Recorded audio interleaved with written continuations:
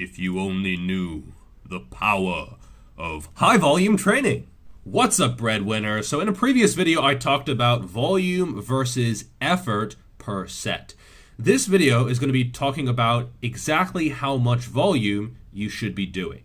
Now, if you look at the research on training volume, a lot of it just says that more is better, and there don't even seem to be diminishing returns in a lot of these studies. If you look at this Schoenfeld study, 45 sets per muscle group per week is better than 30, and not just slightly better, a lot better.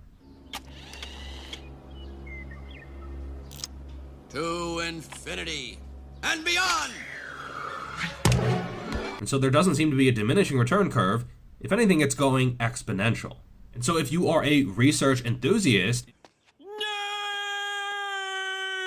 seems that higher volumes are just a slam dunk. However, anecdotally, if you look at some very, very jacked people, either enhanced or natural, some of them get by on quite modest training volumes, and they find that actually works better for them than training with high volume. So how does this make sense? Well, I think it's important to realize that not every set is equal by any stretch of the imagination. A leg extension is not as stressful as a squat, both in terms of systemic fatigue and as well as local fatigue. So with a squat, you're getting probably more range of motion, you're getting much more stretch in the bottom position, there's just more mechanical tension.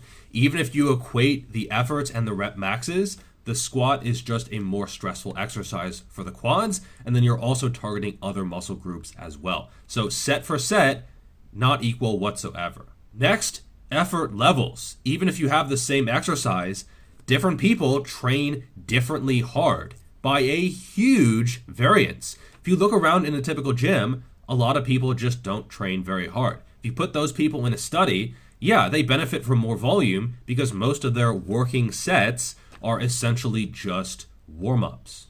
And if you look at anyone who has had success on a low volume training protocol, they put a lot of work into those sets. They are not easy by any stretch of the imagination, and there is also a clear progression from workout to workout. That is how you make low volume training actually work. Your execution of every single set is also very, very important. You see some people and their technique is so bad, there's just very little tension on the area they're trying to target. Other people, they're getting a lot more out of the movement just because they're actually, using the chest in a bench press. You see some people, they're flared and their shoulders are elevated.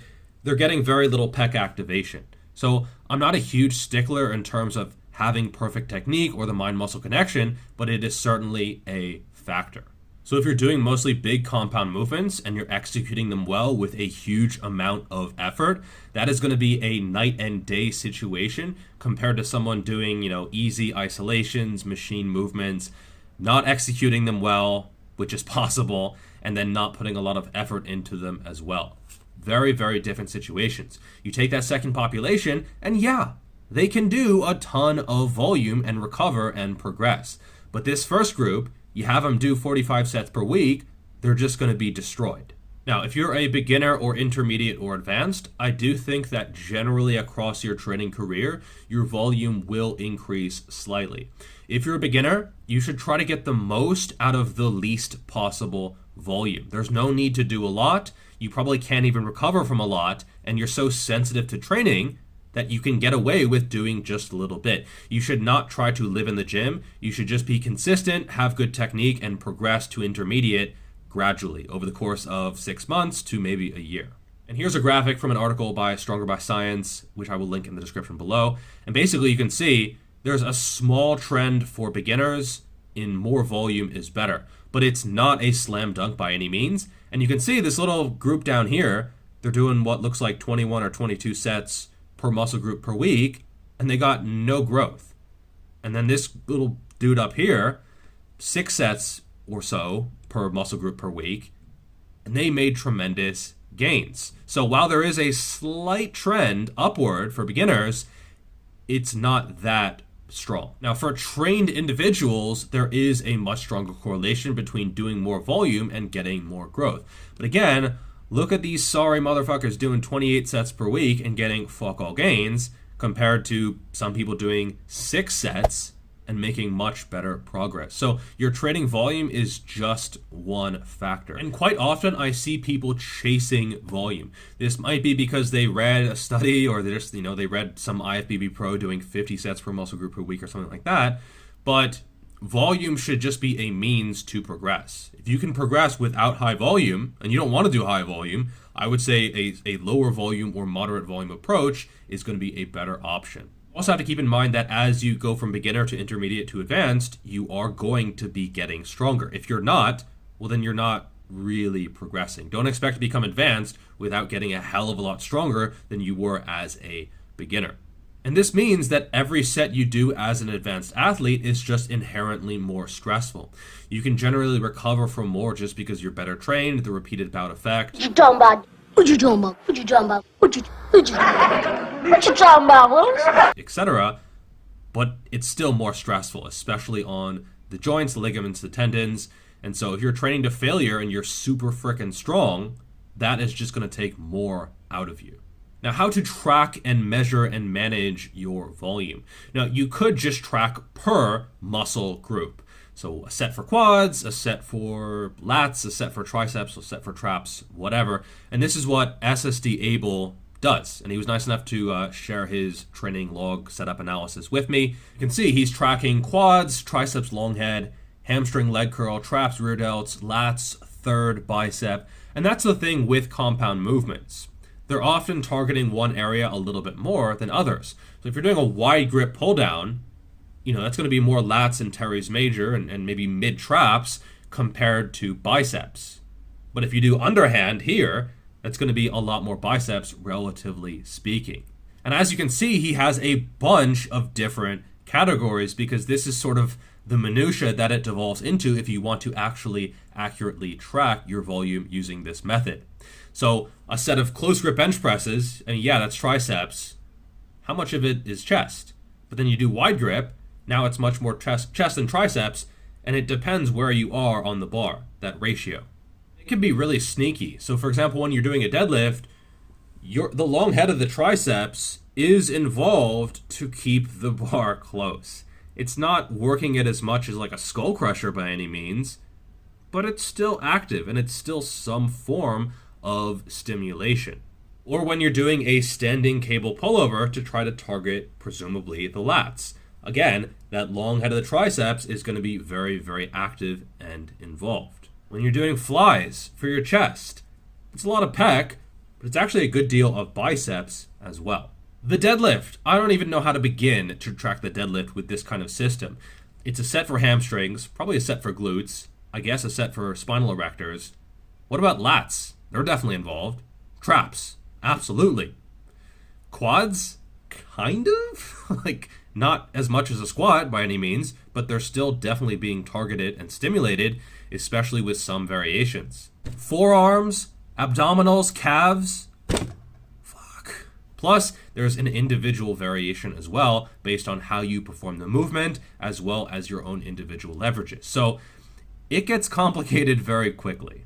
So that system can work, but again, tricky, and it's a lot of time invested and a lot of knowledge about how your body works to track and measure and manage everything. I personally prefer to track by movement pattern, which is by no means perfect, it's just personal preference. So I'll track by hinge, squat, row, push, pull, press. I have a section for power, which is like hang power cleans and explosive bouncy jumps things. Oh my god, I just had a seizure.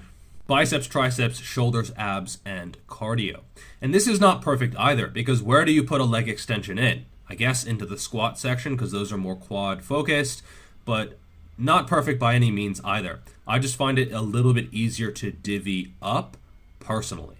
Because obviously every movement in the movement pattern is going to be targeting slightly different areas. Again, a close grip bench press is going to be a lot more triceps compared to a dumbbell bench press or a wide grip bench press or word incline or something like that. And keep in mind that finding your optimal volume for a given movement or muscle group or movement pattern or whatever is going to be a process.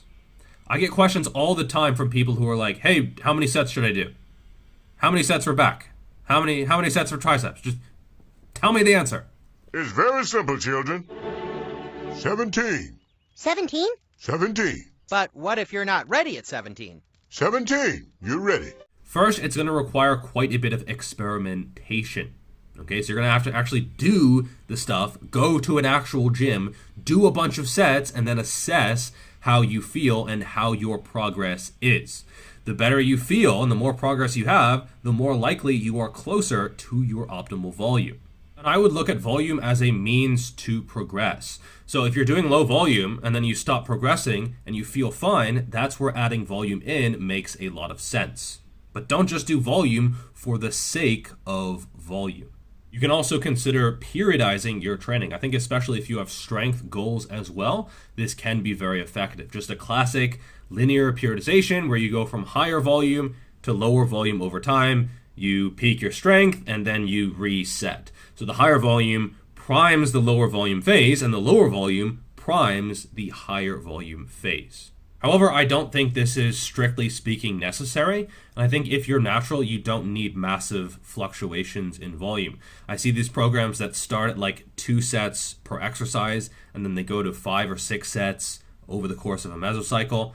I think you're probably sandbagging in the beginning, and then maybe you're overdoing things at the end. Your recoverabilities do not change that much for most people, especially if you're natural. So I think having maybe a little bit of fluctuation is okay, but it doesn't need to be excessive. This is where auto-regulation can be very, very helpful. So instead of having 3 sets, have 2 to 4 sets. Instead of 5 sets, 4 to 6 sets or 3 to 6 sets. So if you feel good, you can do a little bit more. If you don't feel good, it's likely you're under-recovered, and so you do a little bit less. You freshen up for the next session and ensure that you can keep progressing. Because always trying to do the highest number of sets and maxing out your volume is a good way to go nowhere. Definitely don't get dogmatic about low volume or high volume, especially on the low volume side of things. Some people are ultra cultish about this thing. Like they swear high intensity training is like the only way you should train, and anyone who does even moderate volume is a complete idiot or a joke. Not so. Both can work, and they can both work for the same people at different times. So I thought I would include my old training log here. You can see it's hinge, squat, row, pull, push, press, etc. on the top column. Then the left column is by month. So 2017, 18, and most of 2019. On the right, you see the total of sets per month. This is not including warm-ups, this is only working sets, but if I did something like 10 singles, which I've done in the past, well, that counts for 10 sets. And I've had phases where I did quite low volume, but also phases where I had quite high volume as well. So I'm not anti-low volume, I'm not anti-high volume, I'm not pro-low volume or pro-high volume. I am pro the correct amount of volume, and that's going to be very, very individual. So I've done 1 set to failure training before, DC style rest pause, or even just 1 set to failure before that, and gotten very good results because I pushed that 1 set really hard. On the other hand, I've had times where I was doing almost 900 working sets per month, which is averaging around 30 per day. All either to failure or 0 reps in reserve, or at least pretty close to failure. So I've done low volume, high volume, and I found that often a more moderate approach just works best. If you have my book, you can actually self-assess how you feel, how you're progressing, and whether or not you should potentially change your volume. You have to listen to your body. You don't just pick a number and go. It's a process that evolves over time. And if you are unsatisfied that this video doesn't have a specific number of sets that you should do per muscle group per week, 17. You are going to be very easy to market to. So definitely subscribe to the channel so I can sell you lots of stupid shit when I sell out in a few months.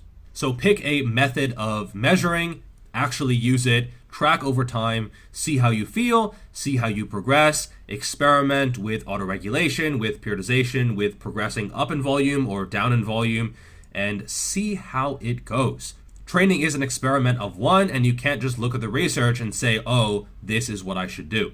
It's just a suggestion of what might be a truth. Then also keep in mind that you are just trying to measure the stress on the body anyway, and that every set is going to be different in terms of stress, and volume is just an approximation anyway. So if you enjoyed this video, if you made it all the way to the end, you will definitely get a lot of value out of my book. It is currently only $15. I know, ridiculous for 200 pages of useful information. All right, that is all. Like, subscribe, notifications, all the good stuff, and I will see you in the next video. Peace. Also, only for this weekend, there's going to be a Black Friday special on coaching and custom plans. 0% off.